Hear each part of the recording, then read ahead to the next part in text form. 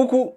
Dans le cadre de mon association et en partenariat avec la mairie de ma ville, j'ai réalisé des animations autour des jeux dans des centres de loisirs pendant les vacances de février. J'ai fait au total 6 animations d'1h, 1h30 et j'avais à chaque fois entre 8 et 14 enfants allant de 6 à 12 ans. Du coup, j'ai essayé d'amener un maximum de jeux pour pouvoir contenter tout le monde. Soit on pouvait en faire jouer tout le monde ensemble, soit avec des jeux assez simples qui me permettaient de pouvoir gérer plusieurs tables en même temps.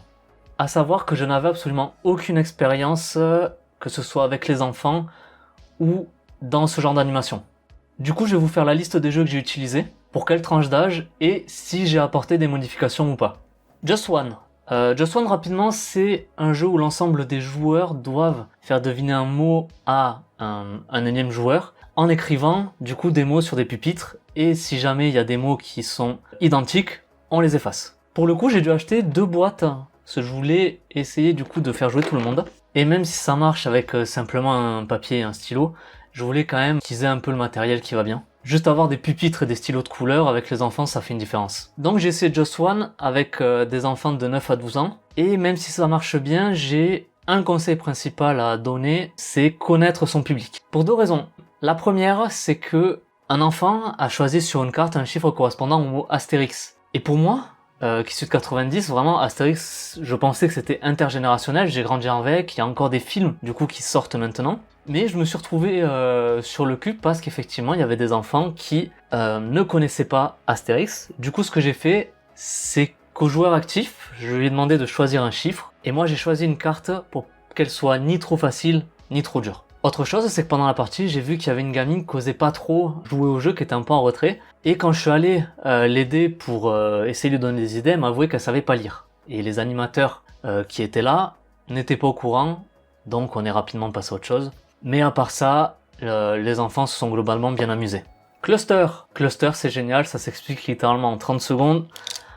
On a chacun des aimants, il y a une corde autour de la table, chacun son tour, on va poser un aimant dans la corde. Si à notre tour 2 aimants se touchent, peu importe à qui ils appartenaient au départ, on les récupère. Le but du jeu, c'est de ne plus avoir d'aimants dans la main. Dès qu'ils ont les aimants en main, ils jouent avec, ils essaient de voir leur puissance et tout, de les faire bouger sur la table.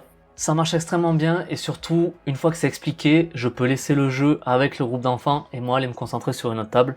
Donc pour ce genre d'animation, Cluster, je recommande vraiment. Time Bomb. Time Bomb, c'est un peu particulier parce que au début j'étais pas trop sûr de le faire avec eux, mais je voulais essayer un jeu rôle caché. Et lorsque j'ai animé avec des 9-12 ans, j'avais une gamine qui connaissait le jeu, qui me l'a pris, qui a alpagué 5 de ses camarades, elle leur a expliqué les règles, ils ont enchaîné les parties comme ça. Et sincèrement, ça avait l'air d'être autant animé que lorsque moi je joue avec des adultes. Par contre, je pense que ça doit être un peu délicat à expliquer. Elle a pu parce qu'elle avait juste ce groupe d'enfants, sinon j'aurais dû passer 10-15 minutes un peu à aborder les règles. Donc je le conseille pas vraiment, sauf si, comme dans mon cas, vous avez quelqu'un qui peut vous relayer sur l'explication de règles. Si c'est le cas, Time Bomb, ça peut très bien marcher. Jungle Speed, jeu très connu, mais au coup j'explique, on a un totem au centre de la table, on va avoir des cartes avec différents symboles qui vont se ressembler plus ou moins.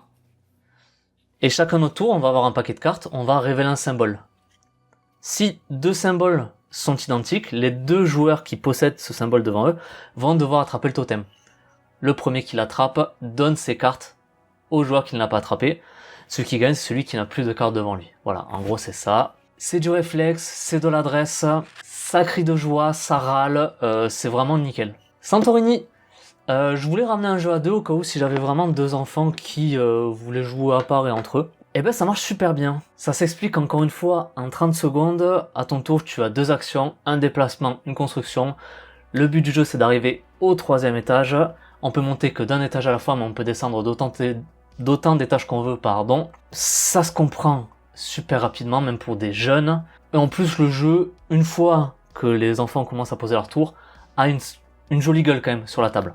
Meeple Circus. Hop. À l'endroit c'est mieux. Ouais, à l'endroit c'est mieux. C'est un jeu où on fait des numéros de cirque, mais par contre je l'ai épuré. Ce que j'ai fait, c'est que j'ai pris 4 sachets en mettant dedans le même nombre de meeples ou d'accessoires. J'ai pris seulement les cartes avec les figures et la tour pour soulever la hauteur. Et pendant les parties, je révélais 4 cartes, j'ai laissé faire. Il y en a certaines qui s'amusaient à jouer les objectifs pour marquer le plus de points, d'autres voulaient simplement faire la tour la plus grande. Et certains même, ils étaient juste là pour essayer simplement de s'amuser avec les meeples. Ça marche bien, même si ça peste énormément quand quelqu'un fait bouger la table malencontreusement et qui fait tout tomber. Et vraiment, de 6 à 12 ans, ça a marché. Mysterix, c'est un jeu avec des cartes qu'on va révéler qui vont chacune avoir un thème. Là, par exemple, ça va être les animaux. Et sur chacune des cartes, va y avoir un intrus. Et le but, ça va être de plus rapidement trouver l'intrus sur la carte. Ça joue facilement, là encore une fois, le jeu, je peux le laisser à des enfants, ils vont révéler leur carte même, ils vont trouver les intrus, tout ça. Par contre, on en fait quand même très vite le tour et je conseillerais vraiment aux plus jeunes. Au-delà de 9-10 ans, ça commence déjà à plus faire trop d'effet. Et en fait, dans les petits jeux, un jeu de moteur, ça va être Projet Loup-garou, un classique. J'avais jamais joué au loup-garou avant, et du coup j'ai demandé conseil pour les rôles, et j'ai joué simplement avec les loups de base. Il y avait le chasseur, la sorcière, la voyante, la petite fille et Cupidon. Et il faut dire que loup-garou ça fonctionne incroyablement bien, même à 14. J'ai joué le dernier jour, on était vraiment beaucoup. Et ce qui est bien c'est que même les éliminés, ils restent attentifs un peu à ce qui se fait autour. Par contre, il y a... Bon, vu l'âge c'est normal, il y a des tricheurs. Et il y en a qui voient les tricheurs et qui râlent et tout, parce que évidemment les gamins quand ils doivent dormir, ils se mettent comme ça avec les yeux à travers les doigts, enfin... C'est moi personnellement ça m'a fait beaucoup rire. Mais voilà, c'était vraiment très cool Loup-garou. Donc je le conseille pour ce genre d'animation. Et j'ai enchaîné vraiment les parties pendant 1h30. Les enfants avaient vraiment pas l'air de se lasser. Donc c'était très cool. Donc voilà, c'était mon retour d'expérience sur l'animation avec les plus jeunes. Si jamais vous avez des jeux à conseiller pour ce genre d'activité, n'hésitez pas à me le dire, ça me sera sûrement utile pour les prochaines animations, car si j'en ai de nouveau l'opportunité, je pense que j'en referai. En tout cas, j'espère encore une fois que ça pourra être utile à quelqu'un. Pensez à mettre un j'aime si ça vous a plu, à commenter si vous avez des choses à dire, à vous abonner si c'est pas fait. C'était Cyril, ciao!